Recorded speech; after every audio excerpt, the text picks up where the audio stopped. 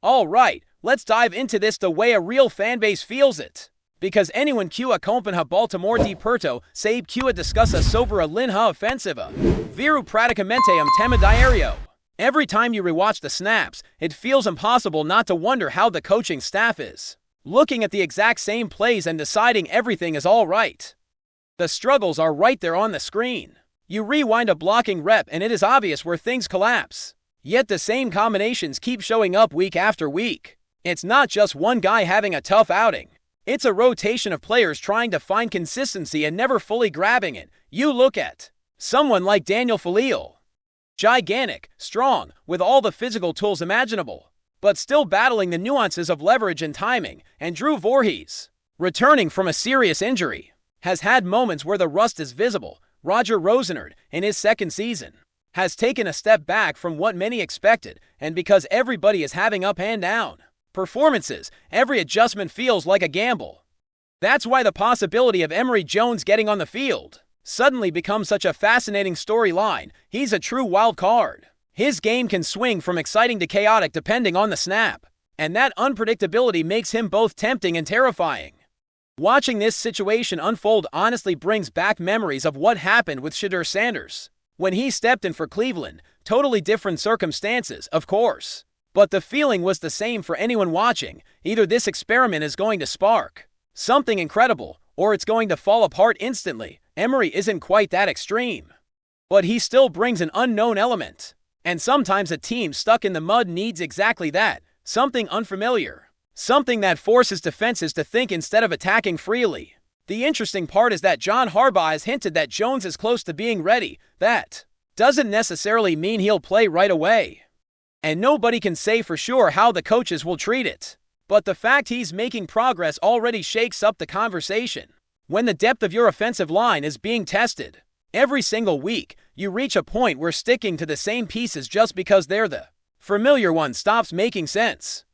There are players out there right now who have proven repeatedly that the current approach isn't working, and even though inserting Jones comes with risk, you almost have to ask, how much worse could it really get compared to what the team has been putting on the field? While the coaches figure out their next move, Tyler Linderbaum stepped forward and did something you really want to see. From one of the leaders of the offense, he took accountability. Real, direct, honest accountability. He talked openly about the red zone issues and pointed straight at the offensive line. He said the team simply hasn't been able to run the football the way it needs to, and that everything starts with the big men up front. Baltimore prides itself on physicality, and when the run game stalls, the entire identity of the team gets blurry. Linderbaum knows it, and he didn't try to dress it up with excuses. He basically said, this is on us.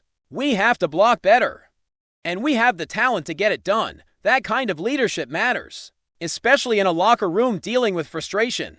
Hearing him admit he'd rather be watching extra points than field goals hits home, because everybody feels that Baltimore moves the ball, gets into scoring range, and suddenly everything bogs down. You watch them perfectly comfortable converting third and long situations, yet when it's third and short they look out of sync. It almost flips the script on what this offense has always relied on. Usually the Ravens line up, get heavy, and bully defenders off the ball, but this season those moments have been rare. The toughness is there. The names are there, but the execution hasn't matched what the team demands from itself. Linderbaum talked about staying focused, working through the issues, and finding answers fast. And that urgency makes sense. The season is nearly 3 months in, and there's no magical switch waiting to be flipped if Baltimore wants to steady its offense. It has to come from internal fixes, not wishful thinking. Accountability like his at least shows someone is willing to own the problem, instead of pretending everything is fine. On top of the performance concerns, the injury list heading into Week 12 does not make things any easier. Lamar Jackson missing practice with an ankle issue adds another layer of uncertainty. The guy has dealt with something new almost every week this season. Hamstring, knee, now ankle, and even though he keeps suiting up, it's obvious he isn't 100%. He's still good enough to make plays, still dangerous, still Lamar. But the hits are piling up. Whether or not he practices again before the game will tell a lot about how cautious the team plans to be, and he's not the only one sidelined. Rashod Bateman didn't practice. Kyle Hamilton is dealing with a shoulder and groin issue. Isaiah likely has a calf problem. Keaton Mitchell is navigating a rib injury. Roquan Smith missed with a hamstring. Ronnie Stanley has been battling an illness. Even others like Anne-Marie Washington had to sit out. The list feels endless, but there were a couple of bright spots, like Marlon Humphrey returning in limited fashion and Justice Hill practicing fully, which at least shows some players trending upward. The timing of all this is brutal. 2 games and for days is a tall order for any roster, especially one that's bang up. With the Jets coming up, followed immediately by a Thanksgiving night showdown against Cincinnati, the team has to be smart with rest. Veterans who are hurting need recovery time now or risk setbacks later. The coaches know it. The players know it, and the schedule definitely doesn't care. And that leads straight into the matchup. With New York, Ravens fans are on edge, partly because Tyrod Taylor is stepping in every time Baltimore faces the Jets. It feels like a former Raven ends up under center, and now here comes Tyrod again. Ready for another shot. The Jets making a quarterback switch wasn't surprising. Justin Fields simply wasn't giving them a chance to move the ball, even in a season where their playoff hopes are basically gone. You can't keep rolling out a quarterback who stalls every drive. The locker room deserves better effort, better opportunity, and stability. Tyrod brings veteran poise, a willingness to push the ball downfield, and a different rhythm than Fields offered. Fields was hesitant, holding the ball too long, taking sacks that destroyed entire possessions. Tyrod may not be a long-term answer, but he at least gives the offense structure, and that means the Ravens secondary, especially without Garrett Wilson on the field, still can't get comfortable. Players like Nate Wiggins, Hamilton, and others have been stepping up, but New York is going to challenge them vertically because Tyrod isn't afraid to let it fly. All of that sets the stage for a matchup where Baltimore's biggest question, the offensive line, meets a Jets pass rush that still has dangerous pieces. Will McDonald, for example, is having a breakout year with 7 sacks, and his athleticism can give Baltimore real problems if protection doesn't tighten up. The Ravens have rebuilt their defensive momentum in recent weeks, but the offense still needs cleaner blocking, sharper red zone execution, and the ability to protect Lamar from free rushers blowing up plays the moment the ball is snapped. This season has already taken a wild turn from that 1-5 start, climbing back to a 4-game win streak and getting back to the middle of the playoff picture. Says a lot about how much the defense has improved, but everyone knows the next step. The step that decides whether Baltimore is a threat or simply a mid-season story depends on what happens with this offensive line, and whether Emory Jones becomes part of that answer or just another name in the rotation will be one of the most interesting developments to watch as this stretch continues. When you step back and look at how Baltimore has gotten here, it almost feels like the different seasons stitched together. Early on, the defense couldn't buy a stop. The pass rush barely existed, and every opponent looked comfortable moving the ball. Now the script has flipped completely. The unit is flying around, disguising pressure, sending heat from unpredictable angles, and playing with the swagger that Ravens fans are used to seeing. Kyle Hamilton has become a moving chess piece, showing up in the box, blitzing off the edge, erasing tight ends in coverage, and blowing up screens before they develop.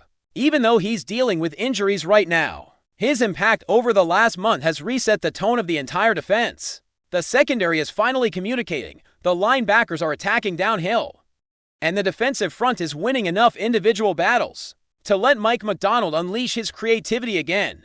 That shift matters a lot heading into this matchup with Tyrod Taylor. Even without Garrett Wilson, the Jets still have a handful of young players eager to prove they belong in the league. When a team is rebuilding, these late-season games become auditions. You see receivers running routes with extra energy, backs fighting for extra yards, tight ends trying to show they can be reliable targets. And when a veteran quarterback like Tyrod steps in, he naturally adds a layer of confidence for those young guys. They know he'll get them the ball on time. They know he won't freeze in the pocket or take unnecessary sacks. That alone can make an offense look more functional, even if the talent level hasn't changed. But for Baltimore, the real test is still up front. It always comes back to the trenches.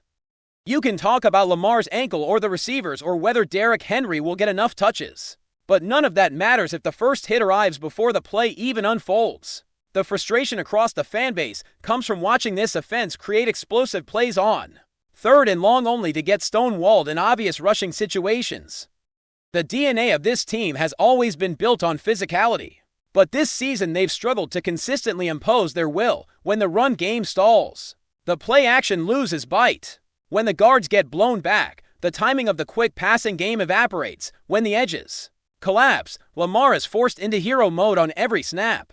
And as electric as he is, that's not sustainable over 17 games. And that's exactly why the idea of Emory Jones stepping in has sparked so much debate. You don't bring a player like that along slowly without expecting him to eventually get his shot. He has raw power, fresh legs, and that natural edge that young linemen bring when they're hungry to prove themselves. The downside is that he's unpredictable. Coaches love consistency. But right now consistency hasn't exactly been the strength of the offensive line. Fans are practically begging the team to take a chance because they've already seen how rough things can look when the current lineup struggles. Meanwhile, Lamar is playing through aches and pains that would sideline most players. It's not dramatic to say he's been beaten up all season. Every week it's a different body part. Hamstring, knee, ankle, yet he keeps grinding through it because that's who he is. The competitive fire in him won't let him sit unless the team forces it, but the more he gets hit, the more the team risks losing him right when the playoff push intensifies. Protecting him isn't just important. It's the entire blueprint of the season. Derrick Henry can help ease that load, but only if the blocking in front of him gives him even a sliver of daylight. No running back, no matter how powerful, can bulldoze defenders every snap without help. And with 2 games in for days, Baltimore doesn't have time to take breaths between challenges. It's the Jets first, then Cincinnati under the national spotlight on Thanksgiving night. Every player with a tweak or bruise is trying to heal as fast as possible, while still preparing for 2 completely different defensive approaches. It's a brutal stretch, especially with so many key starters recovering from injuries. The team has to balance urgency with caution, because pushing someone too soon could cost them weeks on the back end. On the defensive side, one of the biggest stories is how the young corners have stepped up. Nate Wiggins has shown maturity beyond his years, closing windows quickly and attacking the ball without losing discipline. Arthur Mala and others have given the team flexibility in nickel and dime formations, and if Marlon Humphrey returns at full strength, the secondary suddenly has a combination of experience and youth that lets McDonald disguise coverages however he wants. That matters against a quarterback like Tyrod, who thrives on rhythm. If the Ravens can disrupt his reads and force him into longer developing plays, the pass rush might finally get the clean opportunities it has been searching for.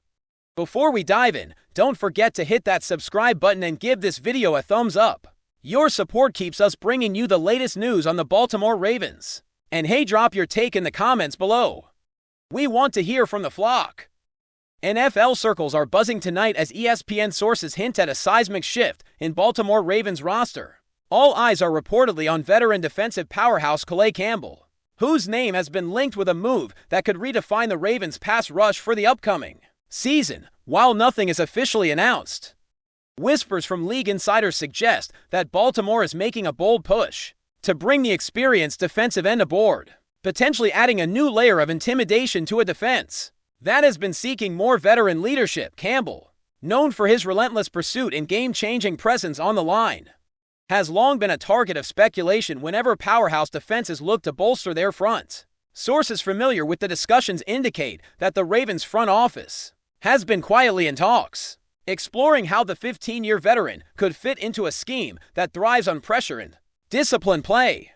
The mere hint of Campbell donning purple has sent shockwaves through NFL social feeds, with fans and analysts dissecting potential formations, snap counts, and the ripple effect this move could have on a divisional rival-heavy schedule. Inside the locker room, there's reportedly a mix of excitement and curiosity.